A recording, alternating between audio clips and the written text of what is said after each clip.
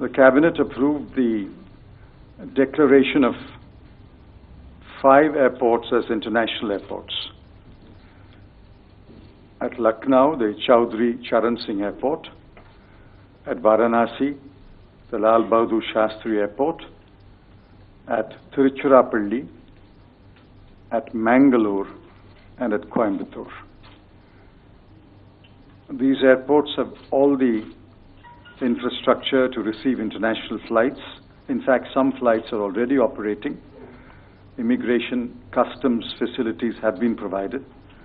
By declaring them as international airports, we expect that there will be more international traffic and more international flights flying into and flying out of these airports.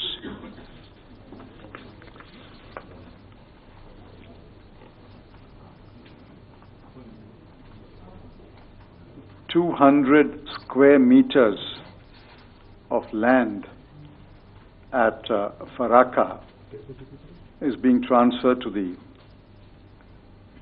government of West Bengal to be subsequently handed over to the government of Jharkhand for construction of a sump house and residential facility at Pakur town to be constructed by the Nagar Panchayat Pakur." Now, this comes to the Cabinet because no government land can be transferred without Cabinet approval. Cabinet has approved the revision of rates of risk allowance, hospital patient care allowance, and patient care allowance payable to about 2 lakh entitled central government employees. This will mean that the existing rates will be doubled. The proposed revision in the rates of risk allowance, hospital patient care allowance, and patient care allowance will provide succor to the employees at risk due to the nature of their duties. Now, the alternatives that were thought of, risk insurance schemes and packages, did not work out, and doubling the allowances while meeting the requirements of those exposed to risk is also expected to result in financial savings compared to the alternative schemes that were being looked at. The financial implication of doubling the allowances would be rupees 42.16 crore per annum.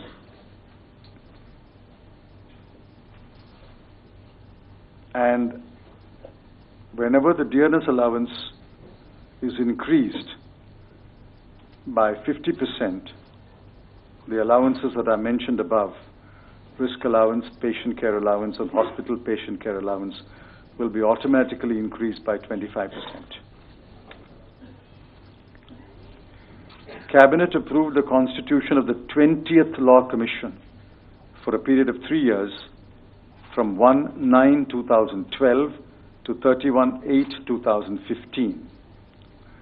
It will have a full-time chairperson, 4 full-time members, including the member secretary, 5 part-time members, and 2 ex officio members.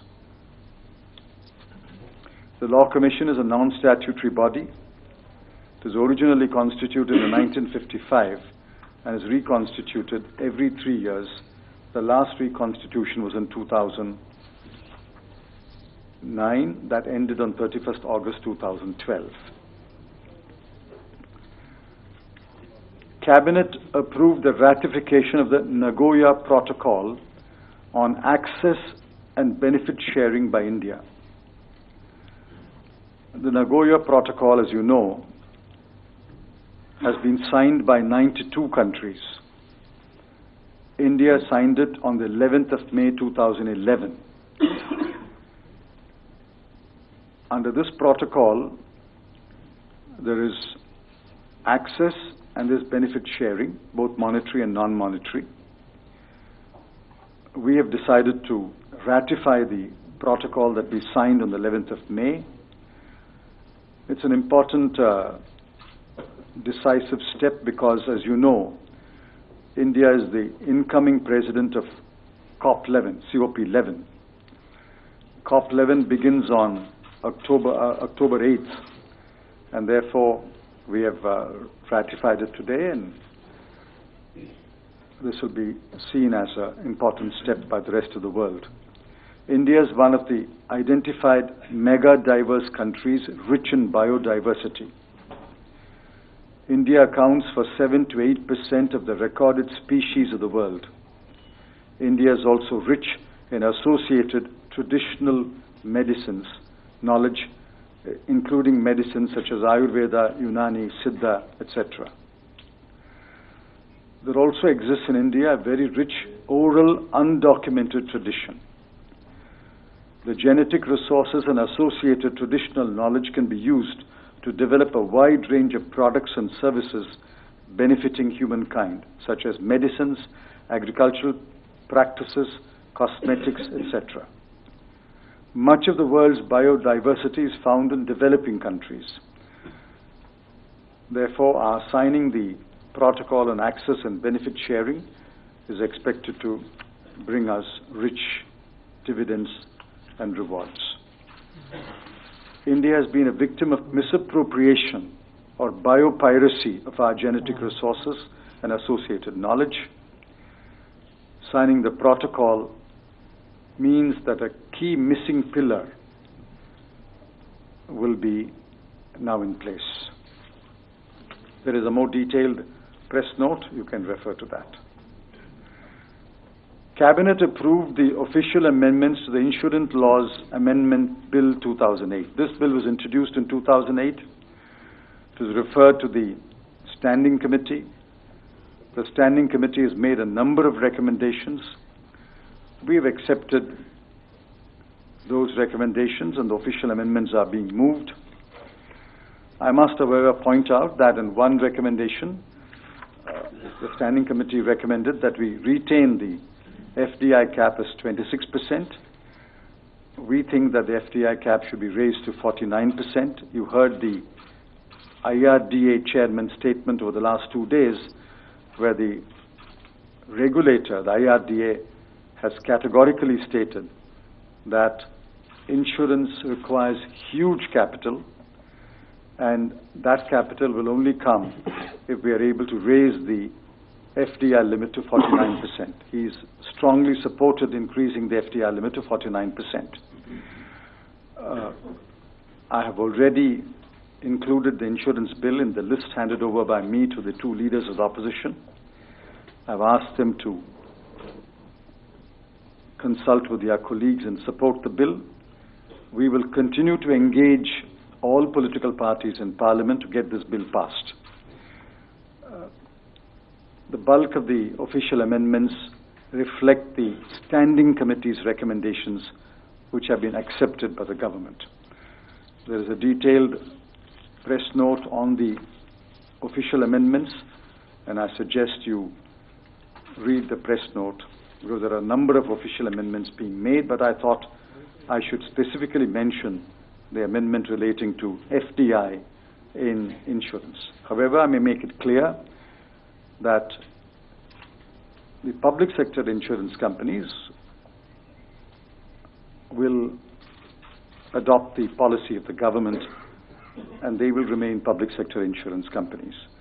The benefit of this amendment will go to the private sector insurance companies, where there is a private sector Indian player and a private sector investor, and they require a huge amount of capital, and that capital will be facilitated by the increase in the FDI limit from 26% to 49%, subject, of course, to Parliament approving the same.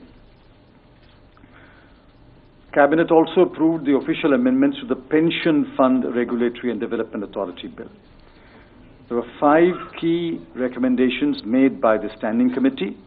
All 5 have been accepted, so we hope that this bill also will be passed in the ensuing session of Parliament. There is a detailed press note which lists these amendments, and I request that you refer to the detailed press note. What is the FDI limit? FDI limit in pension will follow the FDI limit in insurance. Whatever the insurance bills ultimately says will be the FDI limit for the pension bill. If the insurance bill passes with 49%, the pension also will be 49%.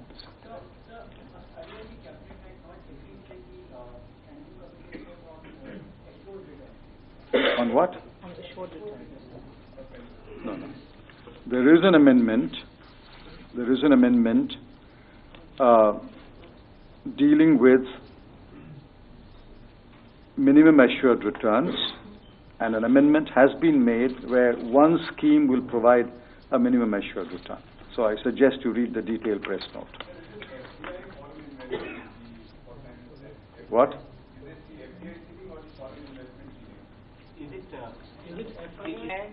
Are there separate caps for them? No, this is the foreign equity cap.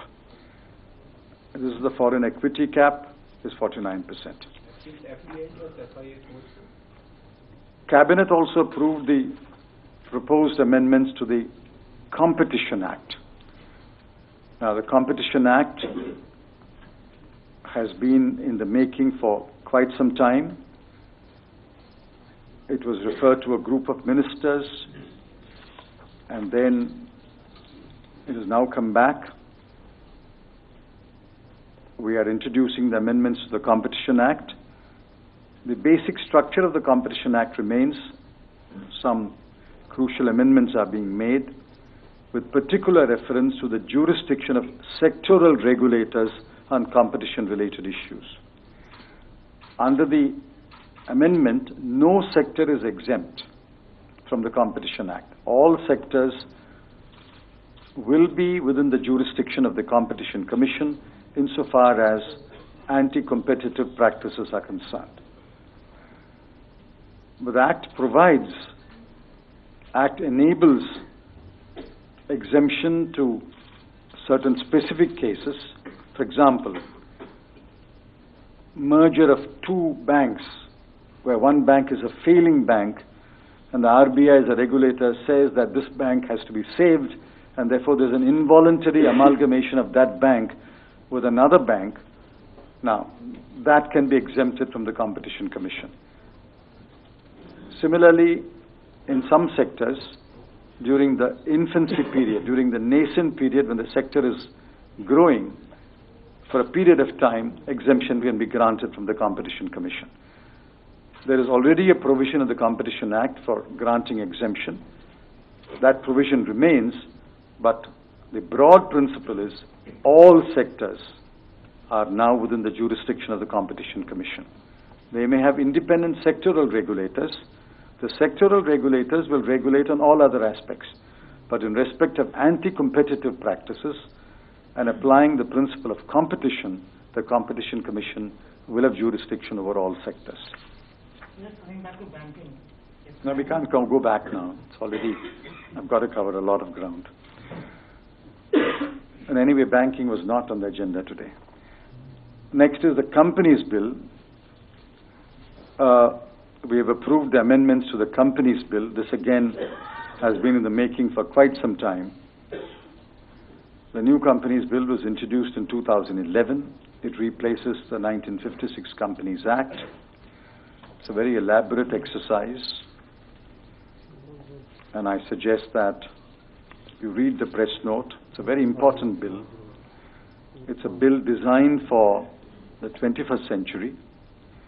It's a bill that takes note of the explosion in the numbers of companies in India and their reach and range. Therefore, the old bill is outdated. So we have now got a new Companies Bill. We sincerely hope that this will find its way to passage as early as possible. Official amendments are being moved as approved by Cabinet to the Forward Contracts Regulation Amendment Bill. The Forward Market Commission, which is a regulator, will get autonomy and power to regulate the market effectively. New products like options will be allowed in the commodity market. This will benefit various stakeholders, including farmers, to take benefit of price discovery and price risk management. The bill will enhance public accountability of the regulator because we're providing for an appellate authority against the decisions of the regulator. This went to the Standing Committee. Standing Committee made a number of recommendations. These recommendations have been by and large accepted, and official amendments will be introduced to reflect these decisions. Cabinet approved the amendments to the Wildlife Protection Act 1972. The Wildlife Protection Act 1972 provides the legal framework for the protection of various species of wild animals, management of their habitat, and also for regulation and control of trade in the products derived from wild animals. The Act has been amended from time to time, but a need was felt to amend the Act further to reflect the current requirements. As you're aware, we have to bring our acts in conformity with the Convention on International Trade in Endangered Species of Wild Fauna and Flora, what is called CITES, C-I-T-E-S.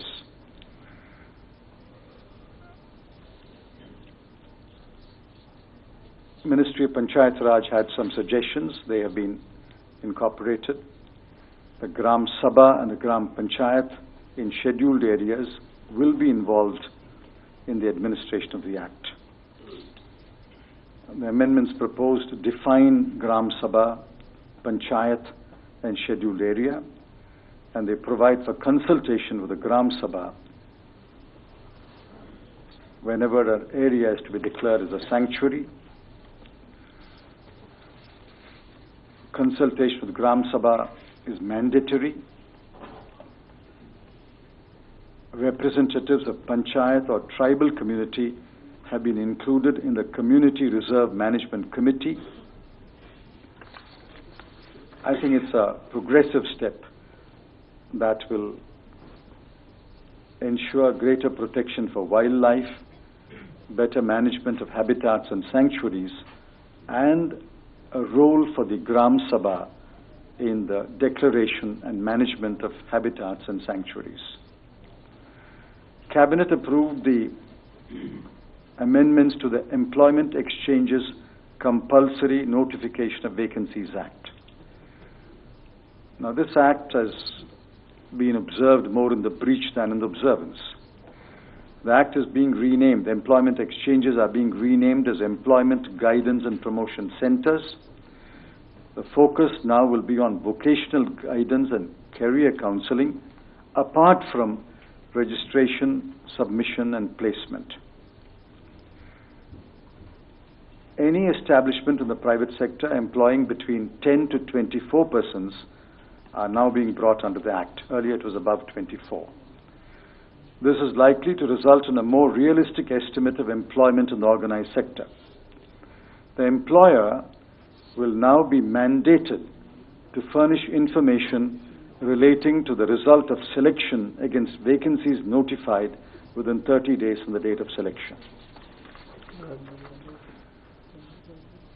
The penalties have also been enhanced in order to ensure that the Act has some teeth.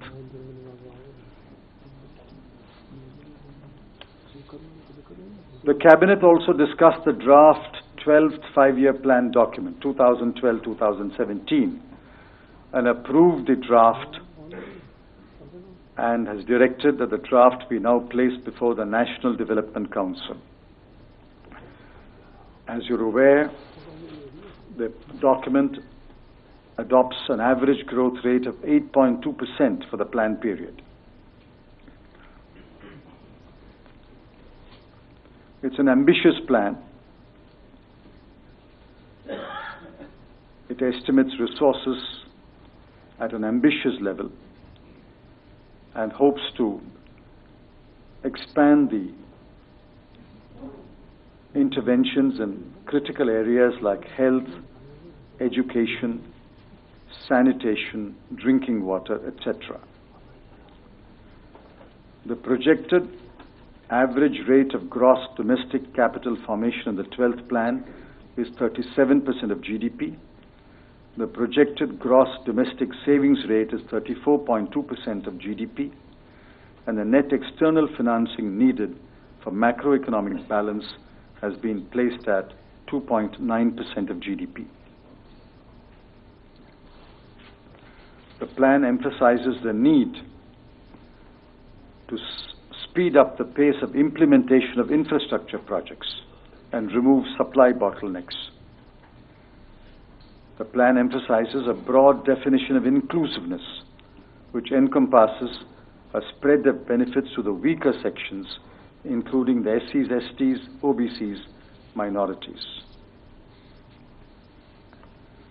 The plan contains ambitious programs in health, education, water resource management, infrastructure development, and a number of programs aimed at inclusiveness. The plan lays emphasis on better delivery using the Aadhaar platform. And I expect the Deputy Chairman will take a separate media briefing later. Just a minute, please. Wait a minute. Yeah. The Cabinet Committee on Economic Affairs approved the request of the Government of West Bengal to withdraw from the Haldia PCPIR. State Government of Bengal wrote to us on 8 February 2012 that they have decided to develop an industrial park, a power plant, and an eco-tourism park in the Nayachar Island in Haldia, West Medinipur district, and therefore it will not be possible for them to develop the PCPIR. We have accepted the request of the state government, and the PCPIR project stands withdrawn. Cabinet approved the payment of rupees 130 crore to ITI, which is a Sikh company, for payment of salary. The matter is before the BIFR. The last hearing in the BIFR was on a date in June 2012, and the Ministry of Communications and Information Technology has assured us that they will go through the BIFR process quickly and come up with a rehabilitation scheme. But in the meanwhile, we cannot deprive the workers of their salary, and therefore we have agreed to provide a grant of 130 crore to ITI for payment of salary. Cabinet Committee on Economic Affairs has approved the implementation of the ICDS System Strengthening and Nutrition Improvement Project. Now this is called ISSNIP, ICDS System Strengthening and Nutrition Improvement Project. It is supported by the financial assistance of the World Bank. There's an IDA loan here. ISNIP has been designed to supplement and provide value addition to the existing ICDS program. Select districts, states will be allowed to experiment, innovate, and conduct pilots of potentially more effective approaches for ICDS.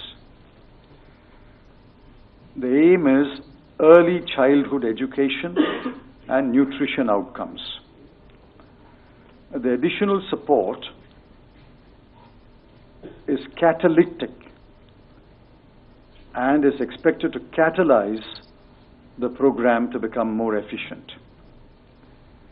4 major components are: 1, institutional and system strengthening in ICDS; 2, community mobilization and behavior change communication; 3, piloting multi-sectoral nutrition actions; and 4, project management, technical assistance, and monitoring and evaluation.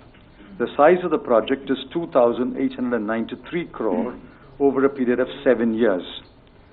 IDA will take the bulk of the funding.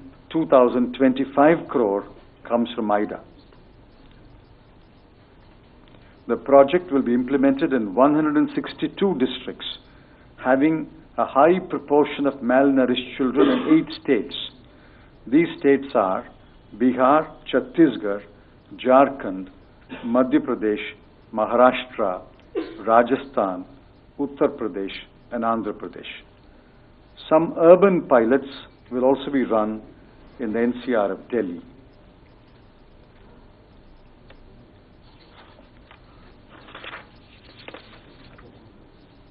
Cabinet Committee on Economic Affairs approved the extension of the scheme for subsidized distribution of imported pulses through the public distribution system. As you're aware, a certain quantity of pulses are imported, given to the states to be distributed to families under the PDS. There was a subsidy of 10 rupees per kg. The subsidy now will be raised to 20 rupees per kg, and the states will distribute through the PDS to BPL card holders. Cabinet Committee on Economic Affairs approved the continuation of the scheme for distribution of subsidized imported edible oil through the states and UTs. This is an ongoing scheme. States are encouraged to enter into contracts with public sector enterprises like MMTC, STC, etc., to import edible oil and to distribute it through the PDS. This scheme is being continued. There is a subsidy of 15 rupees per kg for every 15 rupees per kg imported and distributed through the PDS. The limit is, of course, 10 lakh tons of edible oils. At the same time, the ban on export of edible oils continues, with some exceptions carved out. Coconut oil, fish oil are being exempted. We are also allowing export up to 20,000 tons of branded consumer packs of edible oil of up to 5 kgs. Now, this is because there is an Indian diaspora all over the world, mainly in the Middle East. They look to edible oils packaged from India for their use, and therefore 20,000 metric tons can be exported in branded 5 kg package. Except for this exemption, export of edible oils will remain banned because we are short on edible oils. Cabinet Committee on Economic Affairs approved the end-to-end computerization of the targeted PDS operations under the 12th plan. Now, phase 1 of this will be digitization. Digitization of the beneficiary database is the first phase. Digitization of beneficiary database will help in weeding out bogus ration cards and better targeting of subsidies. Then it will move on to computerization of the supply chain, computerization and computerized monitoring of the movement of food grain up to the fair price shop, so that leakages and diversions can be stopped. This component consists of digitization of ration cards and other databases and computerization of the supply chain management right up to the fair price shop. The target dates for digitization of beneficiary database is March 2013, and for computerization of the supply chain is October 2013. It's a program that is underway, so we have just formally approved it. So that is the CCEA. There's one item in the Cabinet Committee on Infrastructure. Cabinet Committee on Infrastructure approved the Model Tripartite Agreement for the Infrastructure Debt Funds, IDF. This was an announcement made by the Finance Minister in the last budget. We have completed the exercise. The Model Tripartite Agreement has been finalized in consultation with RBI and other stakeholders. This has been approved by the Cabinet. Now we hope that IDFs will come into being. The aim is to accelerate and enhance flow of long-term debt funds to fund infrastructure projects in the country. They will also act as a catalyst to channelize domestic savings. IDFs would provide a vehicle for refinancing the existing debt of infrastructure projects. Now, typically, infrastructure projects are initially funded by banks or a consortium of banks. Finalized in consultation with RBI and other stakeholders. This has been approved by the Cabinet. Now we hope that IDFs will come into being. The aim is to accelerate and enhance flow of long-term debt funds to fund infrastructure projects in the country. They will also act as a catalyst to channelize domestic savings. IDFs would provide a vehicle for refinancing the existing debt of infrastructure projects. Now, typically, infrastructure projects are initially funded by banks or a consortium of banks. Infrastructure projects require long-term funding, 20 years, 25 years. Bank funding cannot be for a horizon beyond 5 to 7 years. There's a felt need for long-term infrastructure funding.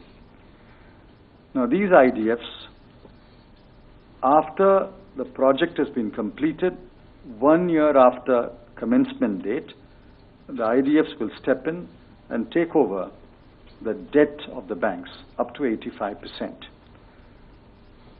IDFs will provide the long-term fund for the remainder of the life of the project. This frees up bank funds for further lending. So this will mean new funds will flow into infrastructure. Banks' funds will be released 1 year after commencement of the project. And therefore we hope that more debt funds will be available for infrastructure projects. Now, the tripartite agreement has been finalized after extensive consultations with stakeholders, including the RBI and the banks. IDFs will ideally be a society or a company, but they will also be registered as an NBFC and therefore will be regulated by the RBI. If it is a trust, it will be regulated under the mutual fund regulations of SEBI.